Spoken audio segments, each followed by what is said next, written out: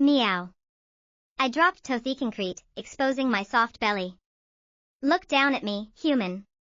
I dare you to keep those eyes empty. Gasps rippled through the crowd. Oh my God. Look at her. Hazel is such an angel. The best girl. A distinguished lady. It didn't stop there. I let out a single trill, and a chorus of college students meowed right back at me. Cole, standing next to Carter, stared at me with pure envy. Carter, what the hell did you do? Hazel is obsessed with you. Anyone else would have been paralyzed by now, squatting on the pavement, entirely lost in a photo shoot. But Carter? He shrank back from the crowd, his expression unreadable. No idea. I don't have time for her. I'm out. He pivoted on his heel. He actually walked away. The crisp autumn wind ruffled his dark jacket, carrying away the faint scent of cheap coffee and laundry detergent. I froze, staring at his retreating back. Excuse me? He just left? This wasn't how the grift was supposed to go. Morgan hooked me up with this sweet gig scamming naive college students for premium kibble. They named me Hazel because my feline manners were top tier. A straight-A campus cat. Honestly, I only had one minor complaint about this place. Since I arrived, I hadn't heard a single normal human voice. It was all baby talk. All the time. Plus, the constant meowing got annoying. And it wasn't even coming from my kind. Just a bunch of humans cooing, meow meow, who's a good kitty? Hee hee, sweet kitty still, it was a solid life. I fully intended to stay here forever, becoming the beloved senior cat of countless students. Until the guy calling himself Widget, the supposed Villainess System, latched onto me. A second later, his voice glitched in my head. Wait. Hold up. Why the hell are you a cat? I ran a search for the most famous girl on campus. By all logic, I should be bound to the IT girl. I flicked my tail. What a boomer system. These days, the campus cat had way more clout than some random influencer. After a beat, Widget's voice softened, practically tiptoeing around me. Hey, Hazel, you want a job? The benefits are crazy good. I blinked slowly. I knew what a SWAT was. I knew what a nap was. What the hell was a job? Realizing he was permanently stuck with me, Widget broke down. He started sobbing, muttering something about wrong host and just a system trying his best. Then, he started singing, "Oh life, can you let me off the hook just this once?" I took pity on the pathetic guy. I let him pet me in my mindscape, hoping it would shut him up. So, he stroked my fur while crying. Loud, annoying, and totally out of swatting range. Enough, I snapped, my patience wearing paper thin. What do you want me to do?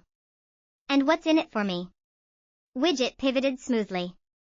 If we pull this off, I can turn you into a human. So you're currently useless, I scoffed. Stupid system. And why would I want to be human? I was killing it as a cat. He scrambled to explain. Humans get to eat way more stuff. And you live longer. Like 80 or 90 years. I rolled my eyes. Eat more stuff? Like eat dirt? No thanks. Don't bite the hand that feeds you, system. Just tell me the plan. Widget went dead silent. Then, he finally dropped the bomb. Okay, hear me out. I have a brilliant idea. The base plot is already ruined. So go seduce Carter. Widget tensed up, terrified I'd quit on the spot. I just blinked. That's it? I strutted over, tail held high. He didn't even glance my way. Well played, human. You had officially piqued my interest. On his way back to the dorms, his keys slipped straight down a storm grate. A sharp metallic clink echoed in the damp alley, followed by the sickening splash of heavy keys hitting stagnant puddle water far below. He squatted by the curb, staring down into the dark grate with a heavy sigh, running a frustrated hand through his hair. Where the hell am I going to find a magnet perfect opening? I trotted up beside him. Next thing I knew, he scooped me up by the scruff. Carter gave a half smile. Cats like to rubberneck, too? I let out a sharp hiss, thrashing until he got the message. He dropped me back onto the concrete. Absolute menace. You were the menace. I ignored him. I shoved my paw through the iron grate, hooked a single claw through the keyring, and yanked it out. Carter stared, dumbfounded. Are cats really this smart? I puffed out my chest. How about that, human? Time to obsess over me. A soft chuckle slipped out of him. Smug little thing. His fingers brushed the top of my head, just a quick rub. Thanks. But I can't get too close to you. He pulled his hand back. If you scratch me, I'll need a rabies shot. And I can't afford that. I tilted my head. Meow. Was he stupid? I was a cat. Why would he need a dog disease shot? Once Carter disappeared down the sidewalk, I tapped into Widget. Widget, what gives? Carter is just a broke college kid right now, Widget explained. He grinds away at part-time jobs just to survive. He won't see real money until he launches his startup. Who cares about his bank account? I snapped back. I'm asking about the rabies shot. Widget sighed. Right. Forgot you're literally a cat. Rabies shots are mandatory vaccines if an animal bites or scratches you. I rolled my eyes. Pathetic male lead. Couldn't even handle a tiny scratch. Humans were so damn fragile.